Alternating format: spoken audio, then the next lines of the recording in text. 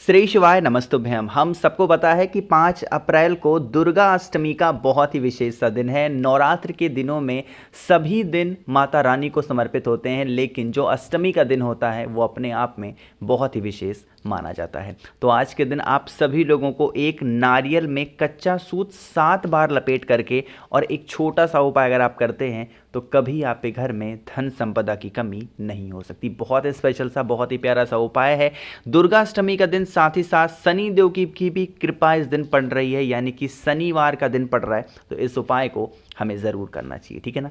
चलो समझने की कोशिश करते हैं सबसे पहले इस उपाय को। यहाँ स्क्रीन पे आप सभी को दिखाई दे रहा होगा एक नारियल। ठीक है ना। नारियल मार्केट में कई तरीके के मिलते हैं ना। एक नारियल तो हरा वाला मिलता है जो लोग पानी वगैरह पीते हैं, एक नारियल मिलता है सूखा वाला, और एक नारियल जैसा स्क्रीन पे आपको दिखाई दे रहा है जूट वाला नारियल। ठीक है ना। तो आप मार्केट में जाओगे, इस टाइम पे नवरात्रि चल रही है तो हो सकता है थोड़ा सा महंगा पड़े, बट ठीक है, ले लेना, एक ही ज़रूरत है।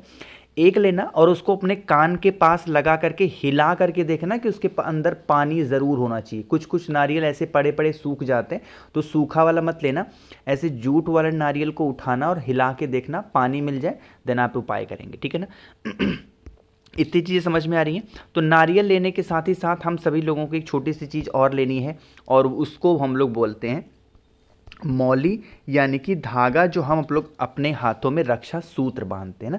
क्या करना है, इस नारियल को लेना। हम ये उपाय कर किसके लिए रहे हैं? घर के सुख शांति समृद्धि को लाने के लिए, कि घर में हमारे खूब पैसे रहें। तो आपको उस नारियल के ऊपर से 7 बार उस मौली धागे को लपेटना है। कितनी बार लपेटोगे भाई? अरे बताओ कितनी बार? 7 बार आप सभी को लपेट देना है, और एक ही जगह पे खड़े होकर नहीं लपेटना। पूरे घर में जितने भी रूम्स होंगे, जितने भी कमरे होंगे, उन सभी कमरों में घूम घूम करके आपको लपेटना है, और उसके बाद में फिर आप इस नारियल को उठाएंगे। लेके कहाँ जाओगे? देखो अष्टमी का तो दिन है, लेकिन साथ ही साथ एक दिन और पड़ रहा है इसके साथ। वो कौन सा दिन है? शनिवार का दिन है।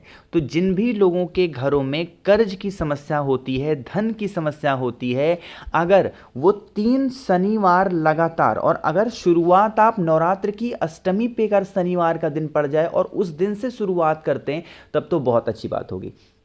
उसको कहाँ पे लेके जाएंगे? पीपल वृक्ष के नीचे शाम के टाइम पे प्रदोष काल में लेके जाना, और उस नारियल को वहीं पे चुपचाप रख करके चले आना। इससे क्या होगा, आपके घर की जो कर्ज की समस्या होगी वो तो दूर होगी, साथ ही साथ घर में धन संपदा भी ज़रूर बढ़ेगी। ऐसा काम आपको 3 शनिवार करना होगा। अब यहाँ पे एक नियम और समझेंगे। सॉरी, जैसे कुछ लोगों की आदत होती है, कौन सी आदत, कि वो उनको परिक्रमा करने का बड़ा मन करता है। तो जब परिक्रमा करने का उनको मन करता है तो वो क्या करते हैं?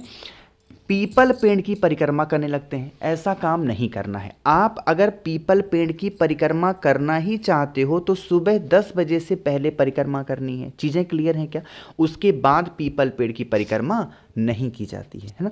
चलो आगे बढ़ते हैं। अब इस वीडियो के हम लोग अपने दूसरे उपाय की तरफ। अगर पहला उपाय आपको करने में दिक्कत हो रही हो, अगर आपको ऐसा लगता हो कि नहीं हम ऐसे नहीं कर पाएंगे, तो आप दूसरा उपाय भी कर सकते हैं। और ये दूसरा उपाय सभी के लिए होगा। सभी के लिए मतलब क्या है, कि आप इस उपाय को धन के लिए भी कर सकते हैं, आप इस उपाय को पैसे के लिए भी कर सकते हैं, आप इस उपाय को किसी भी चीज़ के लिए कर सकते हैं, है ना। क्या करना है, आपको इस प्रकार से नारियल लेना है। नारियल कौन सा होगा? जूट वाला नारियल। अब यहाँ पर जो हमें नियम अप्लाई करना है, आपके पास में होना चाहिए कुमकुम। ठीक है ना। कुमकुम ले लो या फिर रोली ले सकते हो, इसमें कोई दिक्कत नहीं है। कुमकुम मिल जाए कुमकुम ले लो, रोली मिल जाए रोली ले लो।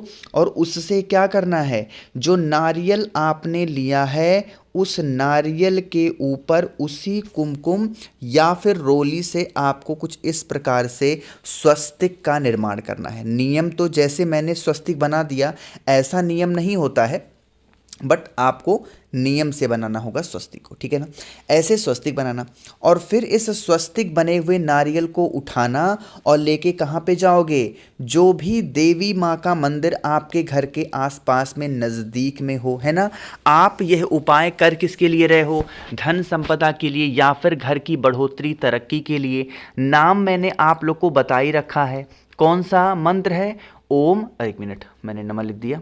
ओम श्रीम नमः। इस मंत्र का स्मरण करके और आपके पास में जो नारियल है उस नारियल को आप सभी को माता रानी के सामने रख देना है और उसे उठा करके वापस नहीं लाना है। इस चीज़ का विशेष ध्यान देना होगा। करके देखिएगा, नवरात्र की अष्टमी तिथि पे आप सभी के घरों में हमेशा सुख शांति समृद्धि हमेशा बनी रहेगी। ठीक है ना, करिएगा ज़रूर।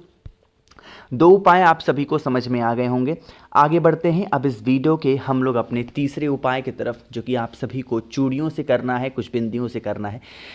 क्या इसके बेनिफिट हैं, कहाँ पे करना है, कैसे, सब कुछ बात करेंगे। लेकिन जल्दी से कर दीजिए वीडियो को लाइक। जिसने अभी तक चैनल को सब्सक्राइब नहीं किया, मेरी आवाज़ आप पहली बार सुन रहे हैं, अचानक से चैनल पे आ गए हैं, तो जल्दी से करिएगा चैनल को सब्सक्राइब। और हाँ, काफ़ी लोग कहते हैं कि भैया हमें आपसे बातें करनी है, तो अगर आपको मुझसे बातें करनी है तो आप हमें इंस्टाग्राम पर भी फॉलो कर सकते हैं। उसके लिए आपको सर्च करना होगा द नेचुरल प्लैनेट 108। वहाँ पर हम लोग बहुत सारी बातें कर सकते हैं। ठीक, अब बातें करते हैं इस उपाय की। जैसे मान लेते हैं कि आपके घर में कोई ऐसा इंसान है जो बहुत क्रोध वाला है, या फिर जिसको हर छोटी बातों को लेकर के लड़ाई आती है, और उस व्यक्ति की वजह से आपके घर में तहस नहस मची हुई है, पूरा घर आपका परेशान है। देन आप इस उपाय को निश्चित रूप से ज़रूर करेंगे। इसके लिए हमें क्या ज़रूरत पड़ेगी? 2 चीज़ों की। वो 2 चीज़ें कौन सी हैं? एक तो आपको चूड़ी चाहिए, वो भी कितनी? 4। और एक आपको चाहिए बिंदी, है ना। आपको और कुछ नहीं लेना है। यहाँ पे तो बहुत सारी चीज़ें आपको श्रृंगार की दिखाई दे रही हैं, बट इसमें से ऐसा कुछ नहीं लेना है। सिर्फ आप लोगों को बिंदी लेना है। चूड़ी मैंने दिखा दिया और अब बिंदी लेंगे। ये दोनों चीज़ों को लीजिएगा। और एक ही स्थान ऐसा है जहाँ पर नवरात्र के दिनों में हम सभी को जाना चाहिए। वो कौन सा स्थान है? नीम का वृक्ष। यानी कि पूरी नवरात्रि में देवी माता का वास अगर कहीं पे माना जाता है तो वो नीम पेड़ के नीचे होता है। तो आपके पास में जो 4 चूड़ियां हैं और आपके पास में जो एक बिंदी है, उसको उठा करके लेके जाएंगे और माता रानी का स्मरण करते हुए नीम वृक्ष के नीचे रख करके चले आना। जो भी व्यक्ति श्रृंगार के सामान का भोग नीम वृक्ष के नीचे नवरात्र की अष्टमी तिथि पे कर देता है, उनके घर में कभी लड़ाई झगड़े नहीं होते, उनके घर में कभी क्लेश नहीं होता और कोई व्यक्ति क्रोध नहीं करता। एक नियम बहुत ही ध्यान से समझिएगा। आपको ऐसा नहीं है कि आप किसी भी रंग की चूड़ी ले लो, नहीं। मैंने आपको लाल रंग की दिखाई है तो लाल ही लेनी है और पूरी एक डिब्बी नहीं लेनी है। सिर्फ उनमें से 4 चूड़ियाँ या 5 चूड़ियाँ जो बिंदी लोगे वो एक पत्ते बिंदी को लीजिएगा और उसे नीम वृक्ष के नीचे समर्पित करके चले आना है। वहाँ से उसको उठा करके लाना नहीं है। इस चीज़ का भी बहुत ज़्यादा विशेष ध्यान आप सभी को देना है। ठीक है ना, करके देखिएगा। जिस भी वजह से आप पे घर में क्लेश वगैरह होते होंगे वो सारी समस्या आपके घर परिवार की हमेशा से खत्म जरूर हो जाएगी। ठीक है ना, आगे बढ़ते हैं अब इस वीडियो के हम लोग सबसे आखिरी उपाय की, जो कि ये बहुत स्पेशल सा उपाय है। अगर आप चाहते हो किसी को कंट्रोल करना, कंट्रोल करने का ये मतलब नहीं है कि किसी को वश में करना। कंट्रोल में करने का मतलब होता है किसी भी व्यक्ति को सुधारना। कोई ऐसा इंसान है आपके घर का जो गलत दिशा में चला गया है और आपको उस व्यक्ति को सही दिशा में वापस लाना है। इस उपाय को करेंगे ना। इस उपाय को कोई भी स्त्री पुरुष के लिए कर सकती है या फिर कोई पुरुष स्त्री के लिए कर सकते हैं, बच्चे कर सकते हैं, माँ कर सकते हैं, पिता कर सकते हैं, कोई दिक्कत नहीं है। उसके लिए हम सभी को इस प्रकार से ज़रूरत पड़ने वाली है काले धागे की। ध्यान रखिएगा, जो काला धागा आप इस्तेमाल करोगे, ज़रूरी नहीं है कि वो सूती हो, आप नायलॉन का भी ले सकते हो, बस वो धागा काला होना चाहिए। ठीक है ना। अब ये भी नहीं कि कोई उस व्यक्ति के नाप के बराबर, नहीं, नापना वगैरह भी नहीं है। बस ऐसे अपने अंदाज से धागा लेना और उसे लेकर के कहाँ पे जाओगे? भोले शंकर के शिवलिंग के पास में जाएंगे और महादेव के ही शिवलिंग के ऊपर आप सभी को उस काले धागे को माता अशोक सुंदरी के स्थान पे समर्पित कर देना है।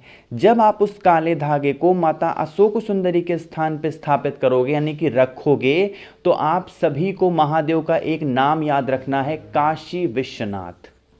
काशी विश्वनाथ महादेव का स्मरण करके आप सभी को वो काले धागे को कहाँ पे रखना है? भोले शंकर की शिवलिंग के ऊपर। फिर उसी काले धागे को उठाना और जो भी व्यक्ति परेशान रहता है, अगर उसके हाथों में उस काले धागे को आप बांध देते हैं ना, तो जीवन की जो तकलीफ़ें होंगी वो ख़त्म होंगी और वो व्यक्ति धीरे धीरे सुधर ज़रूर जाएगा। जो भी व्यक्ति घर में आपके बहुत ज़्यादा परेशान रहने लगा है। ठीक है ना। तो आप सभी लोगों को इस उपाय को मैंने कोशिश की है अच्छे से समझाने की। वीडियो अगर आपको पसंद पसंद आई हो तो लाइक ज़रूर करिएगा। कुछ पूछना है, नहीं समझ में आया, नीचे कमेंट सेक्शन में पूछें।